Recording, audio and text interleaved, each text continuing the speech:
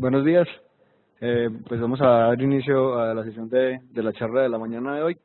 Me presento primero, soy Juan Felipe Manjarres, yo soy residente de tercer año de anestesiología y reanimación y hoy les voy a hablar del tema de náusea y vómito postoperatorio enfocado en digamos en el escenario de la cirugía ambulatoria. Recibí la asesoría del profesor Mario Gutiérrez, a quien le agradezco.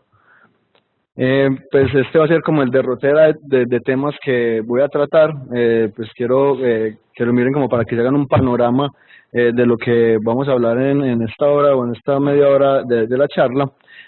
Vamos a iniciar con algunos tópicos generales de lo que es la cirugía ambulatoria y también pues como a modo de introducción ver la importancia que tiene el escenario o el desenlace de náusea y vómito postoperatorio en este escenario de cirugía ambulatoria y en el escenario general de la anestesia. Vamos a hacer, digamos, ya luego en el grueso de la charla la importancia de la identificación de nuestros pacientes en riesgo de presentar este desenlace y cómo debemos hacer la estratificación de ellos y además esta estratificación cómo nos puede servir para el tratamiento y la prevención de este desenlace y finalmente realizar unas conclusiones. La cirugía ambulatoria es un digamos escenario que se comenzó a hablar a partir más o menos de la década de los 60 y se comenzó a hablar a la par del desarrollo de las técnicas quirúrgicas y de procedimientos digamos menores. Esta técnica mostró ciertas ventajas que ahora digamos se las enunciaré más específicamente y a la par de los desarrollos tecnológicos tanto en el campo de la anestesia como en el campo quirúrgico y el desarrollo de técnicas en estas dos ramas, principalmente en las ramas, pues digamos en las técnicas anestésicas, la aparición de la técnica regional, el desarrollo de medicamentos anestésicos de acción ultracorta y de un perfil más seguro, adicionalmente sumado a criterios de alta más temprana, más apropiados y más finos, junto con las técnicas mínimamente invasivas que aún se siguen desarrollando en la actualidad por parte de cirugía, aumentó la realización de este tipo de cirugías al punto de que eso que se llevaba inicialmente en escenarios de hospitales generales, pues ya se trasladó a unos hospitales o unas instituciones especializadas en realización de este tipo de cirugías. ¿Qué ventajas tiene, digamos, este tipo de cirugías? Lo primero es que la tasa de cancelaciones se ve que se disminuye porque tienen, digamos, una organización mucho más estricta con los horarios. Los tiempos de espera para el paciente y la preparación para el mismo, hablando específicamente de ayuno y de las valoraciones que hacemos en preanestésica, también se reduce y se puede ajustar, digamos, de una mejor forma. Se disminuyen costos tanto para el paciente como para las instituciones y para los sistemas de salud, dado que pues no van a tener que ser, digamos, manejados de manera intrahospitalaria. Y adicionalmente, pues también se reduce el riesgo de infecciones asociadas a la atención en salud, lo cual también pues va a impactar en los costos de la atención final del paciente. Todas estas cosas han llevado que en la actualidad en Estados Unidos, en países desarrollados como este, entre el 65 y el 70% de las cirugías que se realizan anualmente se realizan bajo el esquema de cirugía ambulatoria. Pero, digamos, esta cirugía ambulatoria tiene, digamos, dos parámetros fundamentales y dos líneas que la van a definir. Una es una recuperación temprana de nuestros pacientes, inclusive aplicando los términos de fast track, que es el paso o rápido o ni siquiera el paso por la sala de cuidados anestésicos, sino directamente a una sala de preparación para el alta, desde el quirófano a esta sala, y también pues obviamente una alta temprana. Con esto, si estos dos criterios se cumplen, pues estaríamos hablando de cirugía ambulatoria, de una cirugía ambulatoria exitosa. Pero si se presenta algún tipo de complicación que retrase la estancia hospitalaria o el alta de nuestros pacientes, pues ya estaríamos entrando en un desenlace negativo para este escenario. Y aquí es donde, digamos, se combinan o se mezclan los dos temas, la cirugía ambulatoria y la náusea y vómito postoperatorio. Cuando se ha estudiado cuáles han sido esos factores que pueden retrasar la estancia hospitalaria y que pueden también dar con una hospitalización no programada, se ha encontrado que la náusea y vómito postoperatorio es la 10ª causa de estancia prolongada. Y estancia prolongada para el escenario de cirugía ambulatoria pues está definido como de una estancia de mayor de 6 horas, y se ha encontrado que por lo menos en esta cohorte que cerca del 5% de las estancias prolongadas correspondían a un desenlace, al desenlace pues de náusea y vómito postoperatorio. Y adicionalmente, que de las admisiones no planeadas, una de las 6 causas que se identificaron era también la presencia de náusea y vómito, igualmente con un porcentaje cercano al 5% de los eventos. Pero digamos, esto no es digamos la única el único momento en que se presentan nuestra náusea y vómito, pues la náusea y vómito de nuestros pacientes.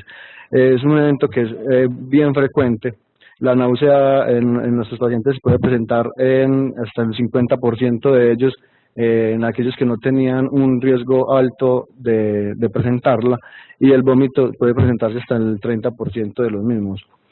Inclusive en los pacientes de alto riesgo se estima que se puede encontrar hasta en el 80%. Y para un desenlace diferente, que es el náusea o vómito ya al alta, o sea, ya cuando el paciente se ha ido a nuestra unidad de cuidados anestésicos, este desenlace se puede presentar hasta en el 37%. Y para los pacientes que están en cirugía ambulatoria, esto puede representar que tengan que volver a consultar, inclusive que puedan ser hospitalizados por esto. Desde el punto de vista clínico, la náusea y vómito postoperatorio pueden aumentar la presión intracraneana, la presión arterial, aunque eso no ha sido, digamos, muy significativo, pero se puede presentar, pueden tener problemas de desequilibrios hidroelectrolíticos, sangrados del sitio quirúrgico, hematomas de pared, dehiscencias de sutura o aspiración. Pero digamos, uno de los impactos más grandes que tiene este desenlace es en la satisfacción del paciente, y en los estudios que se realizan al respecto, la gran importancia es bastante. En este estudio, que fue alrededor de 11.000 pacientes, se identificaron las causas por las cuales los pacientes se preocupaban al enfrentarse a un evento quirúrgico, y la náusea y vómito postoperatorio representó el tercer problema en preocupación del paciente, luego del dolor y un despertar intraoperatorio. Esto, digamos, esta importancia que le dan los pacientes a este desenlace se puede, digamos, graficar más claramente en este estudio, que es un estudio en el cual le preguntaron a los pacientes que habían sido operados digamos, o cuánto estaban dispuestos a pagar para no presentar el desenlace de náusea y vómito postoperatorio. Y algunos alcanzaron a estar dispuestos a pagar hasta $100 para no presentarlo, esto dentro de aquellos pacientes que efectivamente presentaban el desenlace, pero más llamativamente fue que aquellos pacientes que no habían presentado ni náusea ni vómito en su recuperación estaban dispuestos a pagar hasta $40 para no sentir esta sensación en algún momento. Entonces, ¿cómo identificar a estos pacientes? Se han propuesto muchos factores relacionados al riesgo de presentar náusea y vómito después de una cirugía,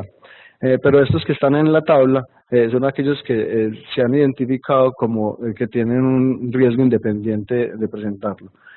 Para los factores relacionados con el paciente, el género femenino es el factor de más peso, con un OR de 2.5, seguido por el antecedente de náusea y vómito postoperatorio, ser tabaquista, no tener el antecedente de tabaquismo, la cinetosis, y ser un paciente menor de 50 años. Para los factores anestésicos, la anestesia general, cuando se compara con la anestesia regional, es un factor de riesgo para presentar este evento, y máxime cuando se utiliza las técnicas de gases inhalados, y se habla principalmente pues de un factor de riesgo importante cuando se utiliza óxido nitroso, aunque cabe decir que para los pacientes de bajo riesgo este factor no tiene tanto peso. Y también el uso de opiáceos en el intraoperatorio, pero sobre todo el uso de opiáceos en el postoperatorio, pues es un factor importante. En cuanto a los factores quirúrgicos, la duración de la cirugía también es un factor importante. Se habla que cada hora que se prolongue la cirugía se aumenta el riesgo en más o menos un 40%. Anteriormente pues habían asociado a este desenlace las cirugías grandes, sobre todo las cirugías abdominales, pero se explicó esa asociación con el mayor requerimiento de analgesia con tipo opioide, pues que eso explicaba básicamente este desenlace. Pero cuando se hicieron estudios, es básicamente por tipos de cirugías se encontró que las cirugías laparoscópicas de cualquier tipo, las ginecológicas y la colecistectomía eran factores que sí se asociaban de forma independiente, o cirugías que se asociaban de forma independiente a este desenlace.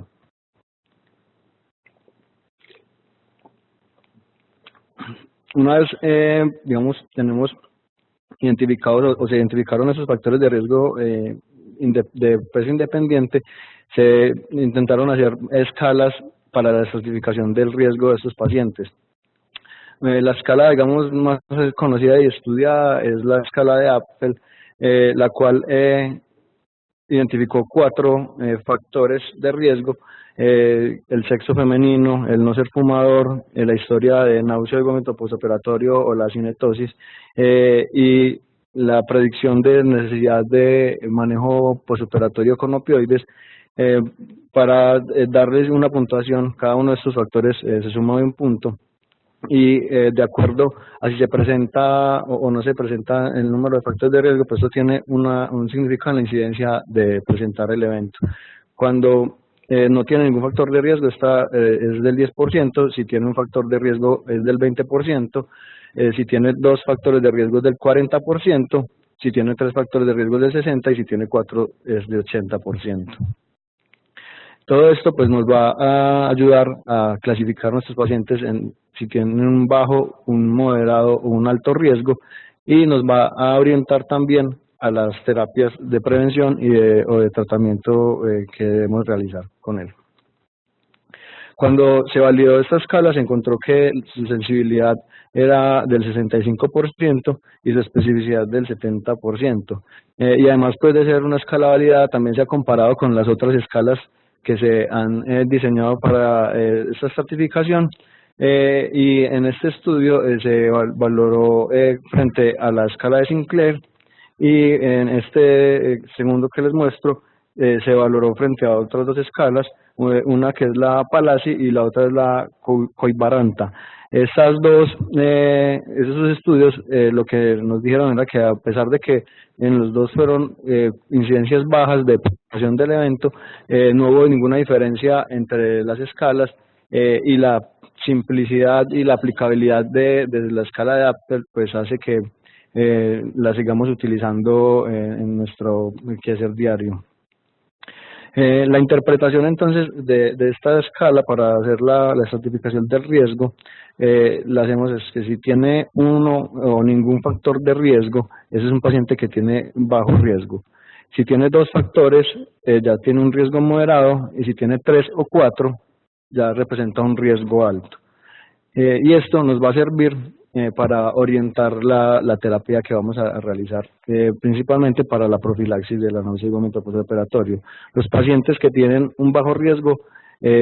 solamente necesitan ser observados y realizar un seguimiento del paciente pues con los cuidados rutinarios, pero hay que hacer una salvedad que en casos especiales en los que el riesgo de que se presente vómito es muy alto, por las condiciones del paciente, pues se puede considerar realizar alguna terapia, y específicamente, o digamos algo que nos puede orientar a saber son, digamos, los ejemplos de qué casos podrían ser los pacientes que tienen una presión intracraneal aumentada de base, aquellos pacientes que tienen un cerclaje mandibular, o los pacientes que su cirugía fue intervención de gástrica o esofágica, que podrían, digamos, empeorar o dar el traste con el procedimiento realizado. Cuando se tiene un riesgo moderado, cuando se clasifica en riesgo moderado, se pueden realizar una o dos intervenciones según el criterio médico, y cuando los pacientes son de alto riesgo se deben considerar técnicas anestésicas que no estén asociadas a este desenlace, tipo anestesia regional, o si es imposible realizar anestesia regional y es necesario realizar anestesia general, pues realizarlo una anestesia total intravenosa basada en propofol, que ya veremos pues que es un factor protector. Y adicionalmente realizar dos intervenciones para profilaxis de náusea y vómito postoperatorio. Estas intervenciones, que generalmente deben ser múltiples, pues deben ser con medicamentos que tengan diferentes mecanismos de acción. Cuando se estudia la fisiopatología de este evento, pues es una fisiopatología compleja, multifactorial, y que además no está del todo bien dilucidada, pero entonces esto hace que hayan múltiples puntos en los cuales se puede intervenir de forma farmacológica, y esto se ha demostrado que ha sido aditivo, y que la combinación de los medicamentos pues tiene un efecto protector mayor que la utilización de uno solo. Cuando ya estratificamos nuestro paciente, identificamos que es un paciente en riesgo, podemos disminuir ese riesgo o tratar de optimizar ese paciente en nuestro manejo intraoperatorio. Y desde la escogencia de la anestesia, priorizar la técnica anestesia regional frente a la anestesia general. Esto se ha asociado a una reducción del riesgo de presentar náusea y vómito de 9 veces cuando se utiliza anestesia regional. El uso de propofol para la inducción y el mantenimiento de la anestesia también se ha visto que ha disminuido la incidencia de la náusea y vómito postoperatorio, y cuando se utiliza una anestesia total intravenosa basada en propofol, se dice que se reduce hasta el 25% la presentación del evento. Evitar el uso de óxido nitroso y la administración de gases anestésicos. Este ha sido identificado como el factor principal de náusea y vómito postoperatorio al inicio de la recuperación, en las 2 primeras horas. Entonces sería ideal no utilizarlo en los pacientes de alto riesgo. Minimizar el uso de opioides, tanto intra como postoperatorios, recalcando que es más importante el uso de los opioides postoperatorios en la analgesia, por lo que una analgesia multimodal utilizando técnicas regionales y técnicas de ahorro en opioides, pues es una de las intervenciones que podemos hacer. Y una hidratación adecuada también se ha mostrado como un factor protector para este evento. Cuando se comparó una hidratación de 30 mililitros por kilo frente a 10 mililitros por kilo, la incidencia de vómito postoperatorio se redujo en esos pacientes en los cuales se utilizaba mayor volumen. Y cuando se comparó qué tipo de líquidos se utilizaron, si fueron cristaloides o coloides, no se encontró diferencia en ninguno de los dos en aquellos pacientes en que fueron llevados a cirugías de bajo recambio de líquidos. Ya haciendo esa optimización de nuestro paciente, pues ya lo que nos queda, el paso siguiente es prevenir que se presente el evento. y para eso tenemos, digamos, un arsenal farmacológico importante. Uno de los principales medicamentos con los que contamos es el ondansetron, que es un antagonista receptor la 5-hidroxitriptamina 3, el receptor pues de histamina, que es considerado como el gold estándar para la profilaxis de la náusea y vómito postoperatorio. Es tal vez el medicamento más estudiado para este desenlace y tiene estudios tanto de eficacia, de dosis en comparación y llegando pues a metaanálisis. Se utiliza al final de la cirugía una dosis de 4 miligramos y es, digamos, comparable cuando se hace con estudios con dexametasona hidroperidol, si se utilizan en monodosis, pues si no se utilizan en una profilaxis multimodal. El aprepitant es un antagonista del receptor de neuroquinina 1, es tal vez la familia de medicamentos antieméticos que se ha introducido más recientemente al mercado.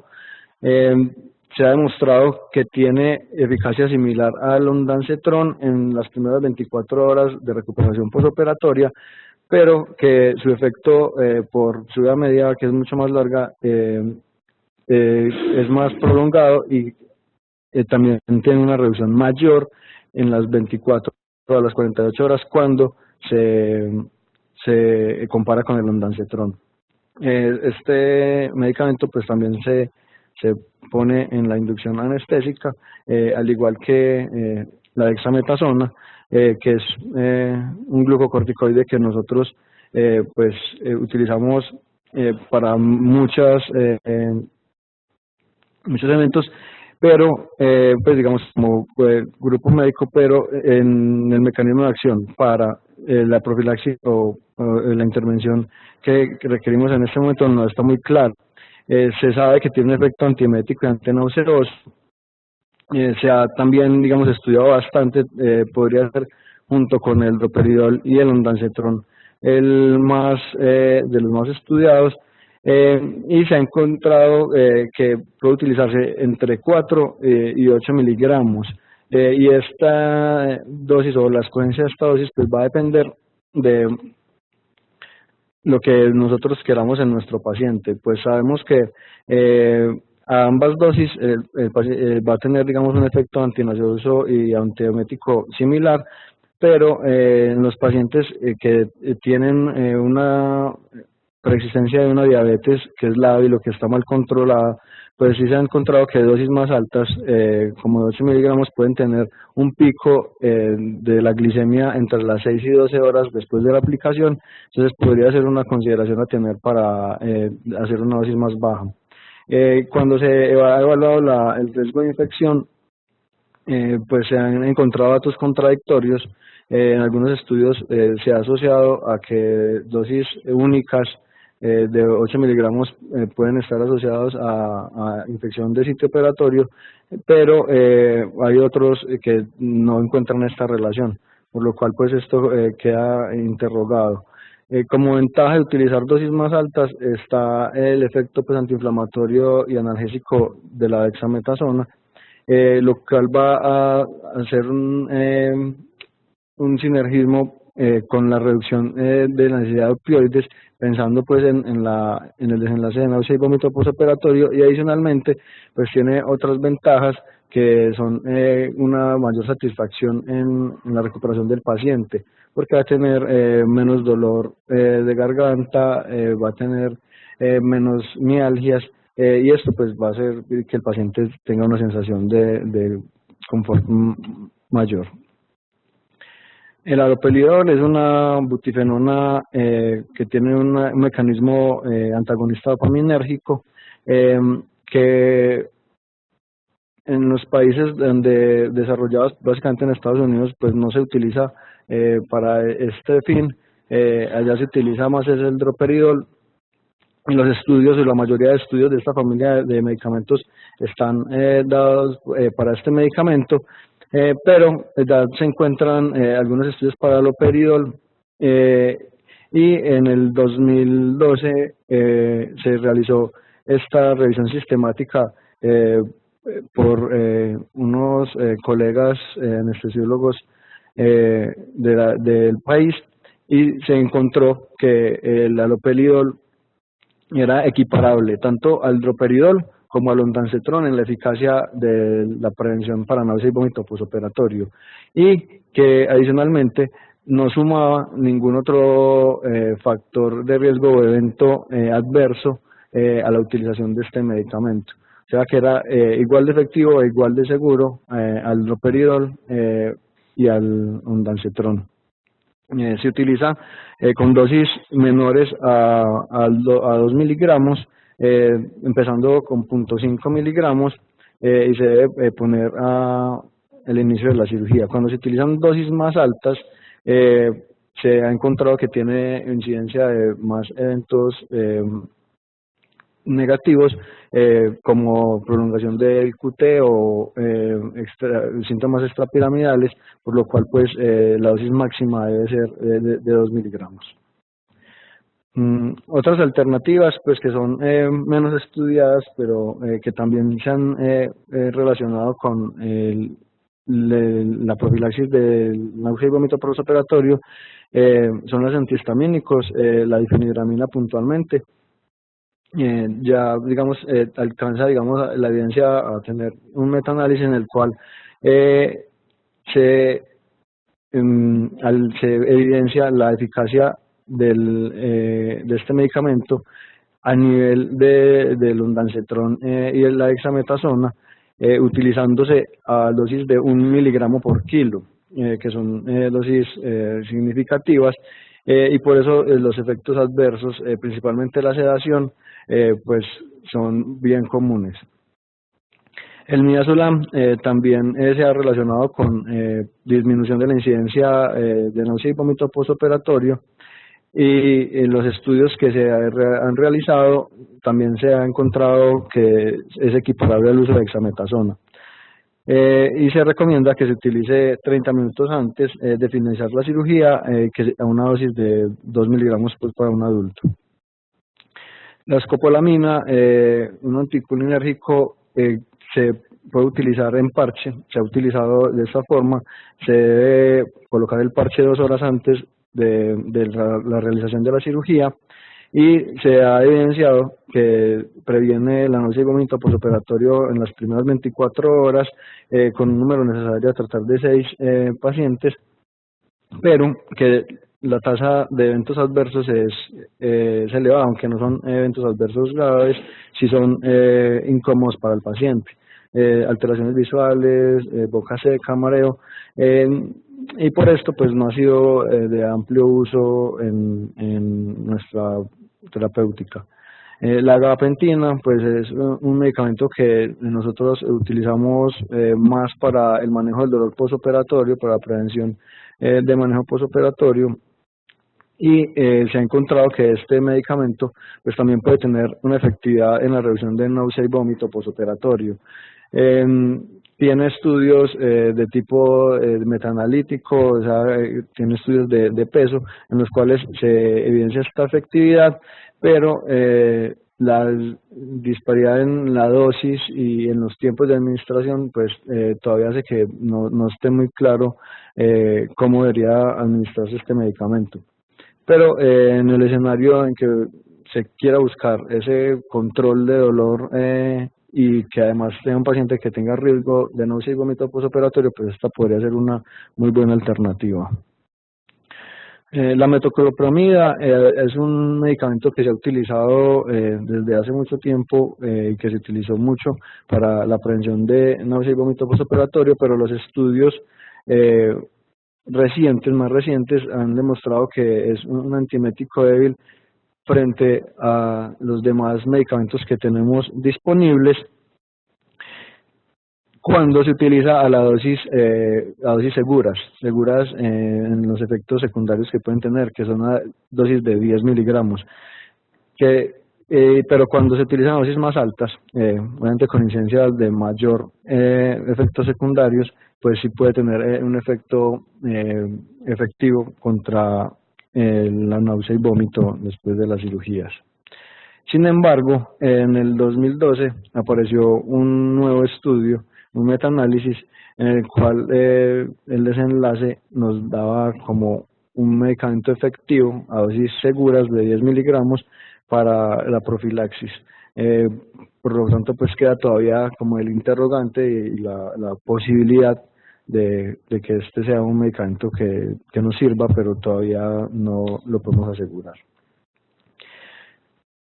Como vimos, pues tenemos un listado importante de medicamentos que podemos usar, y cuando se han evaluado las estrategias, digamos, solas frente a las estrategias combinadas o sumatorias, se han encontrado datos como este. Este es un estudio clásico, se publicó en el 2004 en el New England Journal, donde se evaluaron 6 intervenciones. Y esas 6 intervenciones eran administrar de forma individual ondansetron, dexametasona, hidroperidol, o la combinación de estas dos, digamos, de 2 medicamentos, de estos 3 que mencioné, y se logró saber que el uso de estos 3 medicamentos era similar si se realizaba de forma individual. Pero cuando se realizaba de forma dual o combinada, la incidencia del vómito postoperatorio era mucho menor. Entonces, digamos, esta es la demostración de lo que les mencionaba inicialmente, de los diferentes mecanismos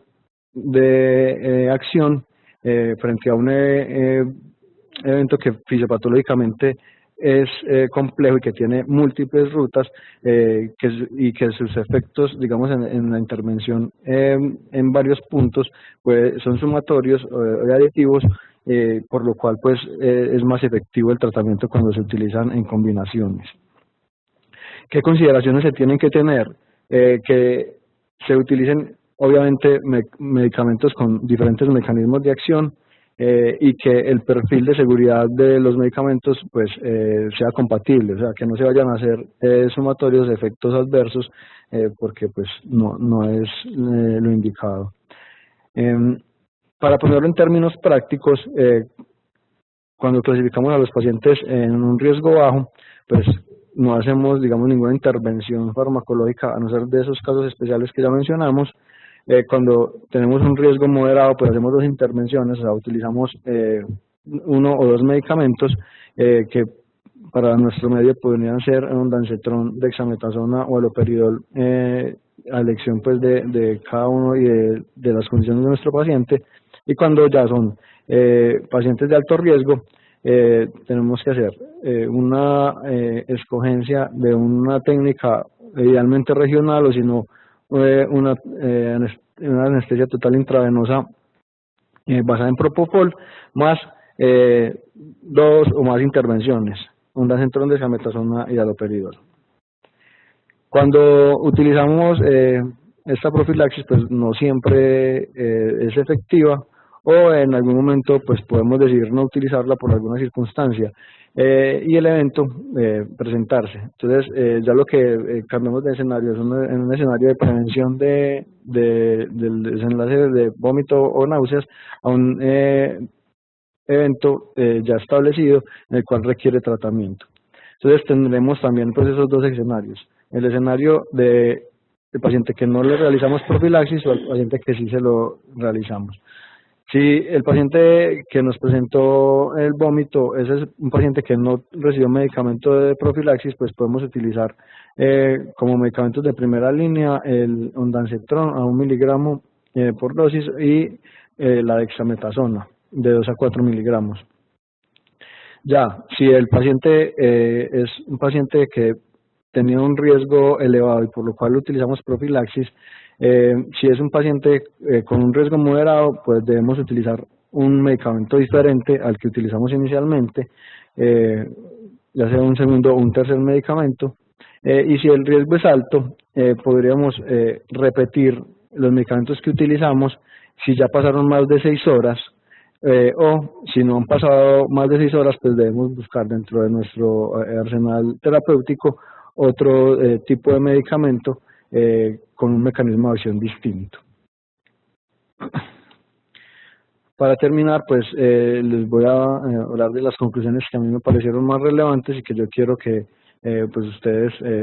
se lleven pues de esta charla. Lo primero es que la náusea y vómito posoperatorio es un desenlace clínico muy importante para la cirugía ambulatoria, pero también lo es para la cirugía no ambulatoria. Y esto está marcado en las estancias prolongadas, en las admisiones hospitalarias no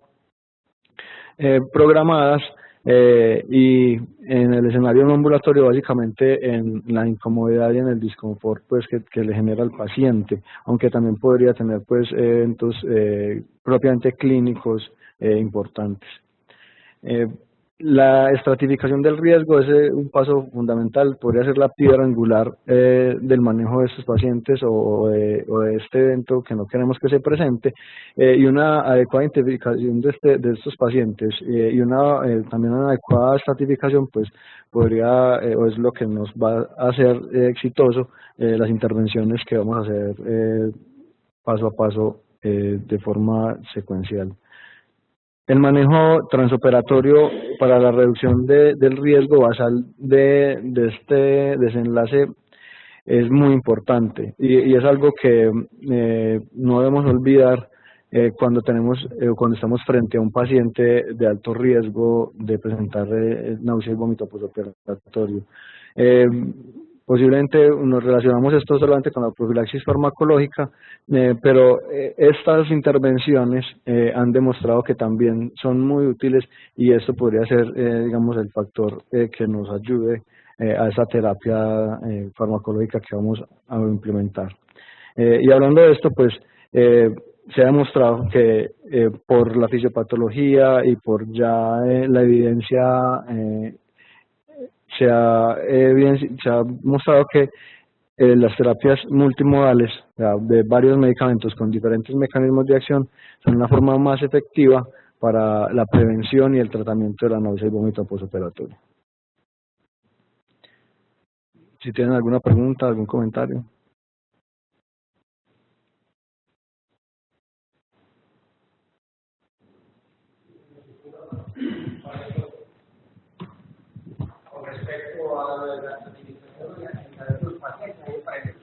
Debería de haberle hecho énfasis un poquito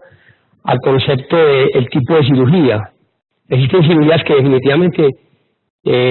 van a generar más náuseas y vómito en el posoperatorio. Cuando utilizamos, por ejemplo, en las conductivas los narcóticos, específicamente la morfina, la cirugía oftalmológica, cuando se manejan los motores oculares y en general toda la cirugía oftalmológica, la cirugía de oído medio, esas cirugías son demasiado generadoras de vómito en el posoperatorio. Y un concepto que cuando colocaste en el punto 3, el concepto de cuando un paciente tiene mucho riesgo de vómito o ya está vomitando, que utilizarlo, yo quiero hacer mucho énfasis en la utilización del propofol, 1 miligramo por kilo. Hemos tenido casos de pacientes que le han colocado, por ejemplo, morfina intratecal, y a pesar de utilizar un lancetron, dexametasona, haloperidol, todos los medicamentos, no mejoran. La utilización del propofol es extraordinaria a dosis de 1 miligramo por kilo. Yo creo que hay que enfatizar mucho más en la técnica, porque en la técnica puede estar el punto.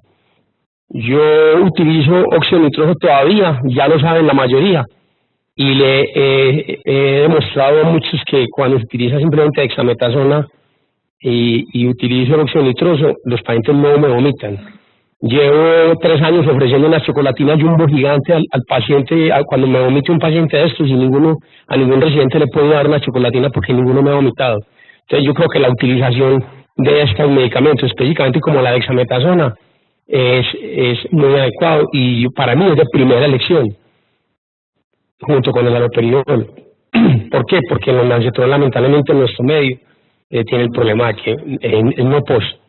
Entonces yo recomiendo de primera línea la dexametasona y el haloperidol. Esta es como la 4ª revisión que veo que se hace en los últimos 3 años o 4 años, y la primera, en todas las revisiones se ha hecho mucho énfasis en ese concepto.